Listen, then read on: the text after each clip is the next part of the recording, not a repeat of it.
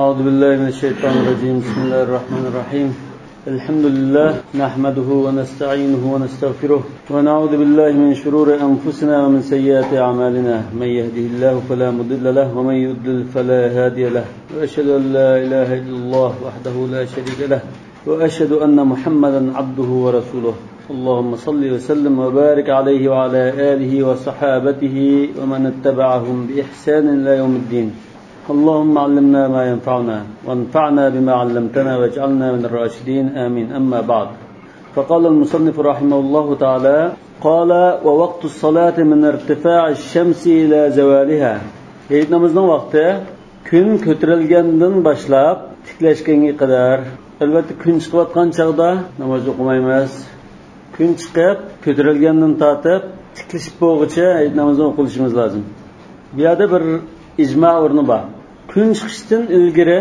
va kun tiklashgandan keyin namoz o'qilmaydi bunda ittifoq zavol degan so'zni biz bir qancha ma'noda keltirdik o'tgangi darsda zavol degan tiklashganlikni ko'rsatadi qayrilganlikni ko'rsatadi undan keyin kun patqanlikni ko'rsatadi bu yerda tiklashgan ma'noda Hanefi mazhabda namozning vaqtini mushu oraliq deb belgildi. Biz chashgoh namozlarining vaqtini bayon qilgan vaqtimizda yoki nafl namoz o'qish joiz bo'lgan chog'ni belgilagan vaqtimizda kun ko'tarilib nayz bo'yi o'rilgan chog'da degan. Ama hozir ma kitobda mushu oraliqqa dalil keltirib, "Li'anna an-nabiy sallallohu alayhi vasallam kana yusalli al-'ida wash-shamsu 'ala qid rumhin aw rumhayn" dedi.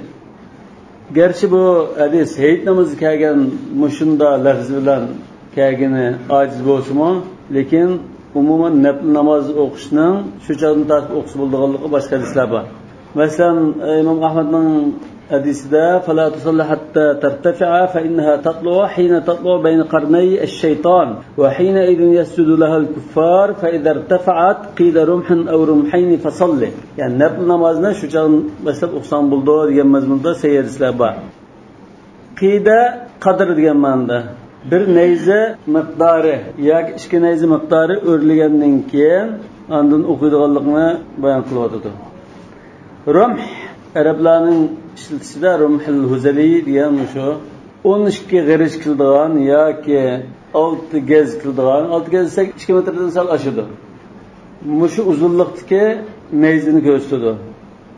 Bu oraliq adam shu kun ko'tarilgan joyga qaragan chog'da zimin bilan quyoshning oraliqidagi masofani ko'rsatadi. Biz ko'ranganda masofa adam bo'yi yoki nayz bo'yi deb mana belgilsa, uni ulamolar shu hozir biz ishlatayotgan minut orqali 12 minut, ya'ni kun chiqib bo'lib ko'tarilgandan keyin 12 minutdan keyin shu nayz bo'yi yoki odam bo'yi degan oraliq vujud chiqadi.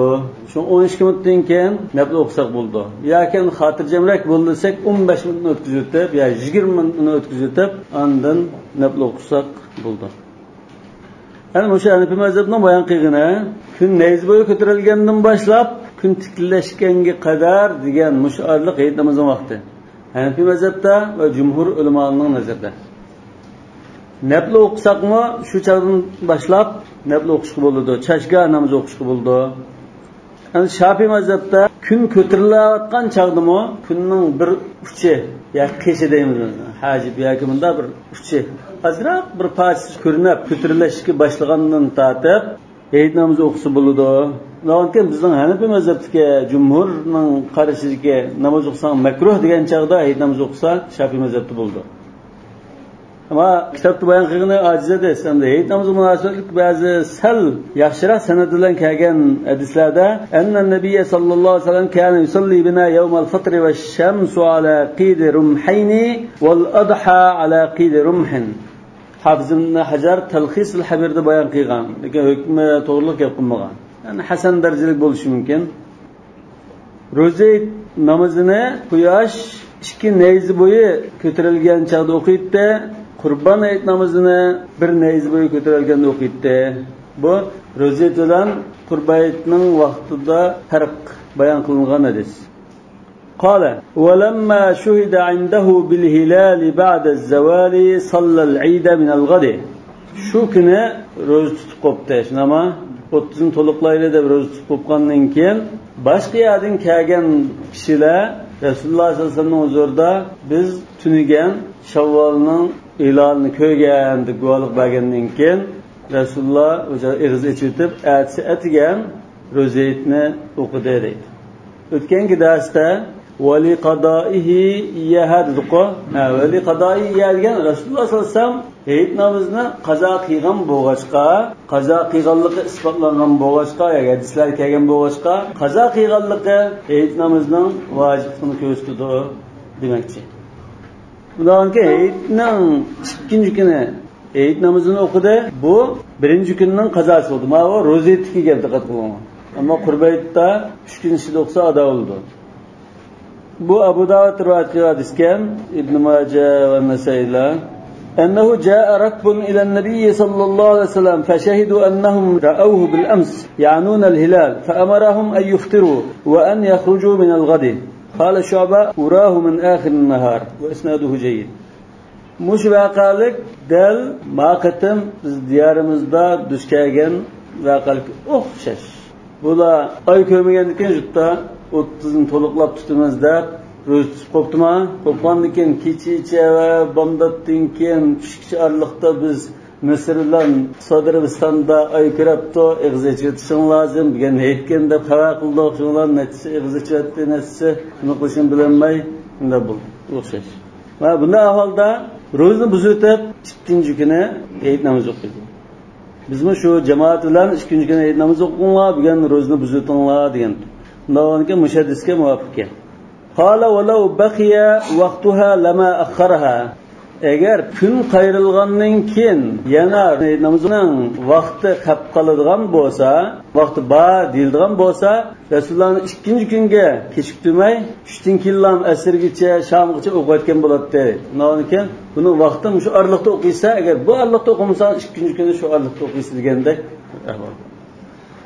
قال ويصلي الإمام بالناس ركعتين Hayit namozi o'qigan chog'da imom jamoatga boshlab 2 rakat o'qib turdi. Yukabbiru takbiratal ihrami va 3 ba'daha. Namozga quloq qiqish uchun bir takbir tushirdi. Bu takbiratul ihrom yoki takbiratul iftitah deymiz. Bu hamma namozda bor. Va 3 ba'daha. Undan keyin yana ortiqcha 3 takbir tushirdi. Bu takbiratul zawaid deymiz. ثم يقرأ فاتحة الكتاب وسورة ثم يكبر ويركع بوادة كذلك ويبدأ في الثانية بالقراءة إشكنج ركعتا قيام بطروب فاتحة وسورة قيدة ثم يكبر 3 عندن عادة تشتري أشتتن بر تكبر تولوتب وأخرى للركوع تولتنج تكبر أشو ركوع قيغان عادة كي نماز دبا تكبر شو Undağını ki Hanefi mezhebinin okuş kaidesinde birinci rekatta kulak qaqqandan keyin 3 takbir ortiqcha to'lib o'tadi. Ikkinchi rakatda ruku qilishdan ilgari 3 takbir ortiq to'lib o'tadi. Va hada qawlu Abdullah ibn Mas'ud radhiyallohu anhu. Abdullah ibn Mas'ud radhiyallohu anhudan mushu shaklda namoz o'qish usuli sahih sanad bilan kelgan. Buni Ibn Mas'uddan Al-Aswad rivoyat qilgan, Aswaddan Al-Qamar rivoyat qilgan, yana Ibn Mas'uddan İbrahim el-Nakhai, onundan Muhammad, onundan İmam Ebu Hanife rahmetullahi aleyhi rivoyat qilgan. Ve yu'ayyiduhu ma ruya annahu sallallahu aleyhi ve sellem kebbara fi salatil Eid 4 thumma aqbala aleyhim bi vejhihi ve qala 4 ka 4 cenazeh ve ashara bi asabi'ihi ve khanasa ibhamahu. Mushu eserini tahmuk işlendirdiğin yani bir merfu rivayet var edi. O bolsunma Rasulullah sallallahu aleyhi ve sellem Hayit namazda 4 tekbir tushgan.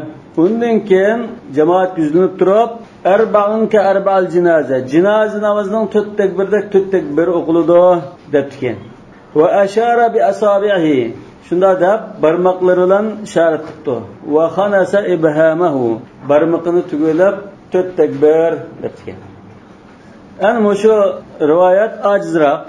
Aciz bo'lsa-mu, Shu sahabe kiramdan kelgan mavquf rivoyatni texmo kuchlantirishga yaraydi deb mana bu mazhab buni yondashtirib keldi.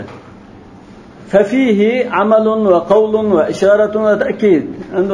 Endi bu mazhabning yoda mush rivoyatni elishga sababini bunda bayon qildi. Endi bu hadisda Rasululloh sollallohu alayhi vasallam o'zi amal qilganligi rivoyat qilindi. Yana Rasulullohning so'zi bilan ta'kidlandi. Yana qo'l ishorati bilan ta'kidlandi. Yana bu qo'l ishoratini bir barmog'ini tugulishi bilan ta'kidladi. Ya'ni bir qancha turli ta'kidlashlar bor bu hadisda demoqchi. Mushu hozir Hanafi mazhabininki Eid namozi o'qish usuli va uning dalillari. Ulamolar Eid namozida tushirgan takbirlar va qaysi o'rinda tushiramiz degan masalalarda ixtiloflashgan. Bularning talash-tarjishlarni hamma to'plasak 10 xil qarash qildi. Lekin tutumliqqa yoki salafdan kelgan qarashda 3 xil qarash bor. Birinchisi, mush kitobda bayon qilgan Imom Abu Hanifa rahmatullohi alayhidan kelgan mush qarash, bu Savrining qarashi. Quloq qoqqandan keyin 3 takbirni ortiq to'laymiz. Undagi ikkinchi rakatda rukudan ilgari 3 takbirni ortiq to'laymiz degan qarash. Bu Ibn Mas'ud, Abi Musa al-Ash'ari va Abu Mas'ud al-Badri radhiyallohu anhulardan rivoyat qilingan qarash. İkincisi, Cumhurning qarashi, bular 7 takbir tushirishni degan. Birinchi rakatda 7 takbir. Quloq qoqqandan keyin Fatihani o'qishdan ilgari 7 takbir. İkinci rakatda Fatihani o'qishdan ilgari 5 takbir. Jami 12 takbir deydi. Bu Ali radhiyallohu anhu, Hazrat Umar, Abu Hurayra, Jabir ibn Umar va ibn Abbas radhiyallohu ta'ala anhumlardan rivoyat qilingan. Bu Cumhurning qarashi, ya'ni Imom Malik, Avza'i, Shafi'i, Ahmad, Ishaq va jumhur ulamolar 12 takbir bo'ladi degan. Lekin bular o'zaro 12 takbir ash quloqqa qish bilan birga 12 takbirmi yoki uningdan boshqa 12 takbirmi degan masalada ixtiloflashgan. Imom Shafi'i bilan Avza'i va Ishaq bular takbiratut tahrimdan boshqa 7 takbir, ya'ni quloqqa qish bilan keyingi 7 ortiq takbir 8 takbirdan birinchi rakatda aytidi dedi. Balki biz o'tgan Misrda o'qigan aytamiz shunda bo'lgan bo'lishi mumkin. Ikkinchi qarash Imom Malik va Ahmadlar takbiratut tahrim 7 ning ichida bor edi. Uning sir oltini aytmazmoqchi. Yuqorqisi Hanafi mazhabi bilan Jumhurning qarashi ikki qarash. Endi uchinchi bir qarash va bu sahobalardan kelgan birinchi rakatda 7 ni, ikkinchi rakatda 7 ni to'laymiz. Bu Hazrat Anas, Mughira ibn Shu'ba, Ibn Abbas radhiyallohu anhulardan kelgan qarash bo'lib, tabi'lardan Ibrohim an-Naxai bilan qarash. Asos hamda 3 qarash bor. Cumhur ulamolar ikinci qarashqa mushbir hadisni dalil qilgan. Amr ibn Shuayb an abihi an jaddihi anna an-nabiy sallallohu alayhi vasallam kabbara fi Eid 12 takbira 7 fil ula wa 5 fil akhirah wa lam yusalli qablaha wa la ba'daha. Imam Ahmad va Ibn Majah rivoyat qilgan. Bu hadisninki sanadini bakrak kuchab turib qilsak hasan darajalik bo'lishi mumkin.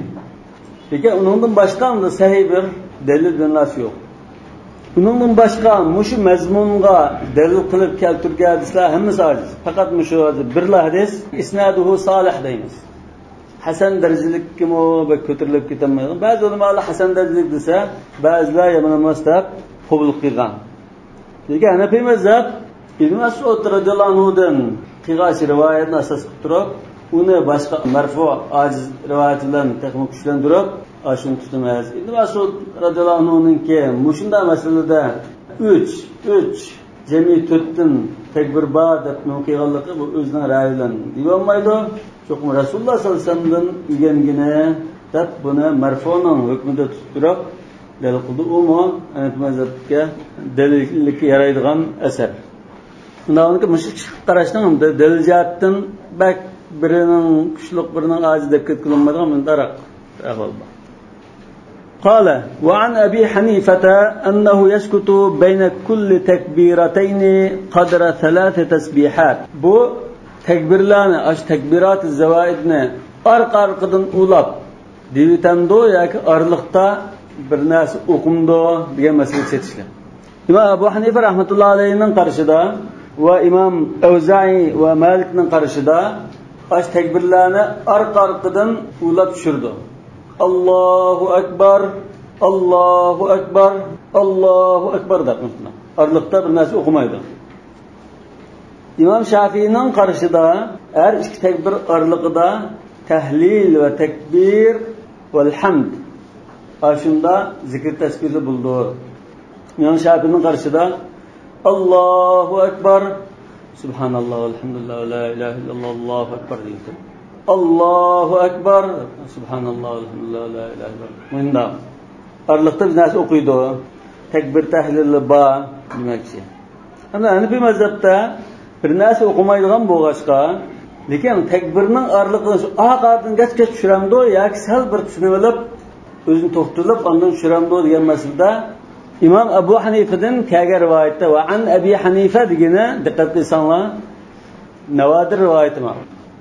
Abu Hanifa'dan kelgan bunda bir rivoyatda aciz rivoyatlardan birisida bunda deyilgan. Zohir rivoyatda mancha to'xtaydi bu degan gap yo'q. Mushu an Abi Yusuf, an Abi Hanifa deb qo'ysa, bu zohir rivoyat emas, boshqa rivoyat kelganligini ko'rsatadi. Bu bak muhim bo'lmagan bir nima masala bo'lg'achqa, zohir rivoyatda to'xtalmagan bo'lsin ekan, rivoyatun navodirda bir kitobda kelgan qarash.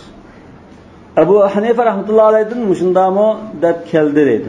Har ikki takbirning arliqida 3 tasbih miqdori turibdi. Allohu akbar, Subhanallah, Subhanallah, Subhanallah, Allohu akbar bunda. Nima uchun? Bunun sababi Eid namozida nurg'on kishi balki bir shahar aholisi yig'ilib o'qiydigan necha ming kishi to'plangan bir yig'ilish bo'lg'achqa, agar oqaqdan arliq bamay takbir tushirib qolsa, xalqning o'zimi Allohu akbar deb varamchilik qildi emasmi? Keyingi kishilar ba'zi takbirni anglamay, 4 takbirni 2ga unda qisqartirib qo'yish mumkin. Arliqda imomning oqaqdan qilgan takbirni anglamay qilib, ba'zi takbirni yilib ketishi mumkin deb arliq qo'rib, oxirgi kishilar bu takbirni tushib jim bo'lgandan keyin uningdan keyin takbir aytishga o'rlashtirgan bo'lishi mumkin. Qala va yarfa'u yadayhi fi az-zawaid lima rawayna. Shu ortiq takbirlarda har bir rakatda 3 takbir takbirat zawaid bo'ldi. Shu 3 takbirda qo'lni ko'tardi. Ya'ni bu mazhabda odatki farz, sunnat namozlarda takbiratut tahrim, quloq qoqqan chog'da qo'l ko'tarish ba, undan boshqa qo'l ko'tarish yo'q. Tamam? Ana takbirat zawaidda qo'lni ko'tardi. Lima rawayna qasadis. Bu raf'iyat masalasi, qunut masalasida la turfa'u al-aydi illa fi 7 mawatin. Al-qunut va takbirat al-aydayn va deb 7 o'rinni bayon qilgan. Shu rivoyatda takbirat al-aydaynda qo'l ko'tarildi degan bo'lg'achqa, shu hadisga asosida qo'l ko'tarilmaydi. Takbirat zawaidni qo'l ko'tarish jumhurning qarashi, sunnat va mustahab deb qaraydi jumhur. Imom Malik qo'l ko'tarmaymiz deb qaraydi. Qala va yaxtubu ba'da as-salati khutbatayn yuallimu an-nasa fihima sadaqatal fitr va ahkamaha. Eid namozdan keyin arliqda bir o'tirib so'zlaydi. Yani xutbatayn deganimiz arliqda bir o'tirib so'zlaydi deymiz. Yoki erlar bir xutba, ayollar jamoasiga bir xutba desakmi qamlashadi. Nima uchun desa, Rasululloh sollallohu alayhi vasallam Allah so'zlab qo'ygandan keyin chiqib Bilal ibn Abbos rahmatda, yani uchaylan chiqib ayollar jamoasiga xutba so'zlagan, ayollar olqi bilazliklarini sadaq qilib Bilalning etigiga tashlab turgan shu chog'da ayollar naqisati aqlin va din degan deyilgan shu voqea. Ayollarga bir, erlarga bir ikki xutba desakmi bo'ladi. Lekin bu yerda maqsad qilgani jumaning xutbasidak arliqda o'tirib so'zlaydi demakchi. Mush xutbada sadaqatul fitr va uning ahkomlari shunga munosabatlik masalalar yetkazildi. Nima uchun deganda mush xutba Aydul Fitr munosabati bilan so'zlangan xutba bo'lg'achqa dal vaqti shu demakchi. لما روى ابن عمر رضي الله عنهما أنه صلى الله عليه وسلم كان يخطب بعد الصلاة خطبتين يجلس بينهما كالجمعة وكذلك أبو بكر وعمر رضي الله عنهما. مشو عاجز روايته Eid namozida juma xutbasidak arliqda bir o'tirib ikki xutba shaklida xutba so'zlaydi deyilibdi. degan bu yerda jumaga o'xshash o'tirayotganlik demasa va sayr vaqti yo'q. Sayr vaqtda Nabiy sallallohu alayhi va Abu Bakr va Umar kanu yaxtubuna fil aydayn ba'da as-salat deb kelgan. Dik ajraq rivoyatda خرج رسول الله صلى الله عليه وسلم يوم فطر أو أضحى فخطب قائما ثم قعد قعدة ثم قام deb kelgan. Orliqda o'tirayotganlikka ajiz rivoyatda Ibn Majah rivoyatida kelgan. Bunga mishada bir topshiriq bor, 6-topshiriq yozilgan. Eid namozining xutbasida juma xutbasiga o'xshash orliqda o'tiramdi. Yoki orliqda o'tirmagan bir xutbami? Olimlarning qarashlari va dalillarini bayon qiling. قال وينبغي أن يستخلف من يصلي بأصحاب العلل في المصر لما روينا عن علي رضي الله عنه وإن لم يفعل جازة. أزرت علي رضي الله عنه أن علي رضي الله عنه أمر رجلا أن يصلي بضعفة الناس يوم العيد 4 ركعات في المسجد. دب حسن سندلان من رواية كيغان بوغاشقا شانın sırtıga çıqalaydiganlarni elib şanın sırtida aytamiz o'qib, lekin jami masjidda şanın sırtıga chiqolmaydigan ojiz kishilar namoz o'qib turish uchun biraylarni tayyorlab qo'yish bo'ldi. Mayli. Unda qilmasin mayli debdi. قال فإن شهد برؤية الهلال بعد الزوال صلوها من الغد. Kun qayrilgandan keyin bugun masalan peshin vaqti bo'ldi deylar. Peshin vaqti bo'lgan chaqda ba'zi kishilarning xabar keldi. Biz Shavvolning hilalini tunigan shamdan burun ko'rgan.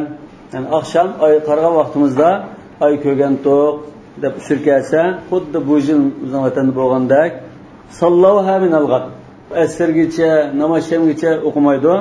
Ertasi shu Eid namozining vaqtida o'qiydi deydi.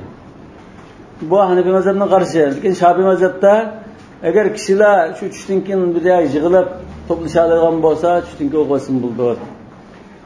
Lima taqaddam. Bizning dalilimiz yuqorqi rivoyat shu. Rasululloh sollallohu alayhi vasallam tushdan keyin kishilar yig'iladigan turliq tushdan keyin o'qimadi, ertasi atiganda o'qigan.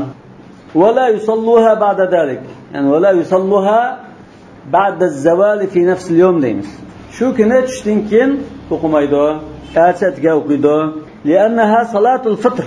Chunki bu ig'iz echish boshlangan kundagi o'qilgan namoz. Fatahtasu biyawmi. Undagi shu kun bilan xas bo'ladi deydi. Shu kuni o'qish kerak asl qoidada. Ya'ni ro'za hayitning birinchi kuni o'qish lozim. Chunki shu ig'iz ochgan birinchi kun. وينبغي ألا تقضى وأنن كن qazo qilmaslik lozim. Asl vaqti shu chaqda o'qimasa bo'ldi ketdi degan bir nima bo'lish kerak. Lekin xalafnahu bima rawayna. Lekin yana bir hadis kelib qolganlikdan biz ikkinchi kuni qazosini qilsa bo'ldi dedik deydi. Annahu sallallohu alayhi vasallam qadaha min al-ghad. Shu vaqtda Rasululloh sallallohu alayhi vasallam ikkinchi kuni o'qigan bo'lsa, ikkinchi kuni o'qisa bo'ladi dedi. Bo'lmasa ikkinchi kuni o'qimaysa bo'ldi ketdi deydi. فبقي ما وراءه على الأصل. Lekin ikkinchi kundan boshqa, ya'ni shu Eidning birinchi kuni tushdan keyin ikkinchi kuni atganga qadar arlab asl holatida namozni o'chadi qazo qilish bo'lmaydi degan holatda qolib qoldi deydi. Qala faslun. Bu faslamda Qurban Hayitga munosib ahkomlarni bayon qilish uchun yozilgan. Yuqorida asosan ro'za Eidga munosib ahkomni bayon qildi. يستحب في يوم الأضحى ما يستحب في يوم الفطر من الغسل والتطيب والسواك واللبس إلا أنه يؤخر الأكل بعد الصلاة. Başka işlerde asasen okşaş. Kurbayıtta, rozeyitta mustahab boğaçlar mustahab. Lekin ağzı iç, meneş ya kerek ağzı içmesizde rozeyitta naşt kılıp etip namazı çıkıdı. Kurbayıtta namazdan kayıtıp qurbanlik qilsa qurbanlikdan nasht qiladi. Lima ruya annahu sallallohu alayhi vasallam kana la yat'amu yawm an-nahr hatta yarji'a fayakula min udhiyatihi. Ba'zi rivoyatlarda qurbanlikning jigari bilan nasht qildi deb. Bizmi burun shu qurbanlik qilgandan keyin jigarni mashq shaplab bilan to'g'ri tutdik. Sunnat bo'ldi ekan. Rasululloh degan bo'ldi. قال ويكبر في طريق المصلى جهرا. Qurban hayitda hayitgoh maydoniga ketib o'tib, ullik takbir to'laydi. Hakada fa'ala sallallohu alayhi vasallam. Rasululloh sallallohu alayhi vasallam shunda qilgan. Lekin ro'za aytda ullik to'lmaydi dedi Abu Hanifa rahmatullohi alayhi. Chunki uning rivoyat kelmagan. Mana shu hadisga dal joyida amal qilaman deb ketadi Imom Abu Hanifa. Qurban aytda ullik to'labdi, ullik to'laymiz. Ro'za aytda ullik to'lamabdi, ullik to'lamaymiz. Agarchi boshqa qarashchilar sahoba kiramning ishlari ya qiyoslangan bo'lsin, lekin Abu Hanifa asargilam istisnotidi. Fa idza wasala ila al-musalla qata. Namozgohga yetib kelgan vaqtida timtas to'xtaydi. Namozgohga borgancha to'xtash rivoyati sahih lekin mursal kelgan. Mana عن الزهري أن رسول الله صلى الله عليه وسلم كان يخرج يوم الفطر فيكبر حتى يأتي المصلى وحتى يقضي الصلاة فإذا قضى الصلاة قطع التكبير. ينا ابن عمر رضي الله عنهما كان روايته أنه كان يكبر حتى يأتي المصلى ويكبر حتى يأتي الإمام. بوش كنجة رواية إمام أش ميدان كاغنجي قدر دوم سلكم روايته. Birinci rivayet cemaat aş meydan kâgiçe tekbir to'laydi. Meydan kep bo'lgandan keyin tekbirini to'xtatdi.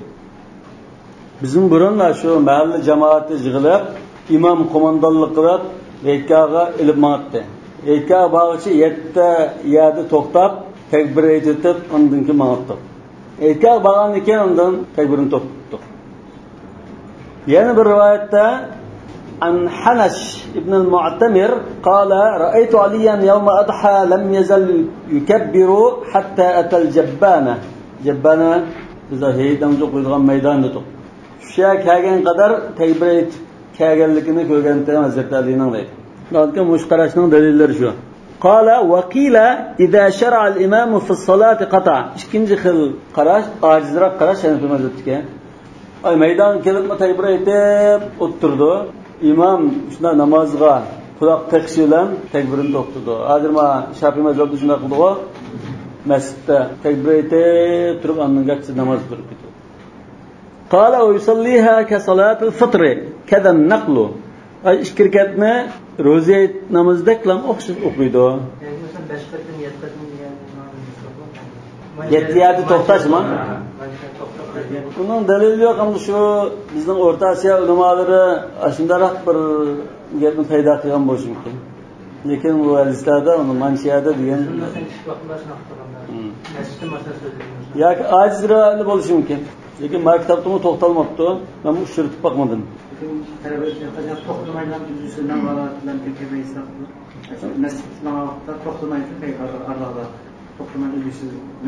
Buldu. Bunun sahabe kiramının eğer aşında yettiyada to'xtab tekbir aytib bundan manatdi deydigan rivoyatlar bo'lib qolsa, balki şunun asosi bo'lishi mumkin. Çünkü sahabe kiramdan bunda har xil rivoyatlar kelgan. Tekbir aytishning siyg'isimi har xil kelgan. Qanday o'rinlarda tekbir aytilgan mesela İbn Umar radhiyallohu anhu bazalda, ko'childa, hamma yerda tekbir aytib turibdi. Ayna kelgan bo'lsa bizning diyorimizdagi ulamalar shunda bir sahabe kiramdan kelgan rivoyatni asos qilgan bo'lishi mumkin. Qala thumma yaxtubu khutbatayn kama taqaddam yuallimu an-nas fihima al-udhiyata wa takbir at-tashriq li hajatihim ilayhi. Mush xutbada qurbonlik ahkamlarini takbir at-tashriq yani tashriq kunlari takbir aytish qoidasini necha kun yoki necha namozdan keyin takbir aytamiz degandek qurban aytga munosib ahkamlarni o'tadi deydi. Tashriq kunlarini biz qurban aytning 2-chi, 3-chi, 4-chi kuni dedik. Yoki 11, 12-chi, 13-chi kun Zulhajjning. Qala fa illam yusalluha awwal yawmin sallawha min al-ghad wa ba'dahu. Qurban aytning birinchi kuni ayt namozni o'qiyolmay qolgan bo'lsa, ikkinchi kuni yoki uchinchi kuni o'qishmi bo'ladi. Bu ro'za bilan qurban aytning o'tirik farq. Ro'za aytda birinchi kuni vaqtida o'qiganmasa, ikkinchi kuni qazo bo'ldi. Adamas qazo. Qurban aytda ikkinchi kuni yoki uchinchi kuni o'qishmi vaqtida o'qilgan ado bo'ladi. Wal uzru wa adamuhu sawa. özürlük bo'lib qolsa, masalan, oy ko'rganligidan xabarsiz qilib, ro'za tutganligi xabarsiz qilib o'qiolmay qolgan bo'lsin. Va yoki boshqa, masalan, hukumat belgilab o'tib, o'qsa, jazolab nima qilganini shu qilib o'qiolmagan bo'lsin, yoki uzrsiz o'qimagan bo'lsin, o'xshash. İkinci ve üçüncü gün okusun ada tapıdığı deydi. Vel uzru adamu seva li'annaha salatul adha. Çünkü bu kurbanlık eğitinin namazı. Fetetekaddaru bi eyyamiha ve hiye thalatatu eyyam. Şuna aş kurbanlık günü bilen belgilindi o. Vakti kurbanlık günü kadar ayında sözlep gidiyordu. Kurbanlık günleri 3 gün. Kurbanlığın birinci günü kesim oldu, ikinci günü kesim oldu, üçüncü günü gün patkan kadar kesim oldu diyen bu başka. Şu 3 gün içinde namaz okusa, okşaş ada tapkan buldu deyik.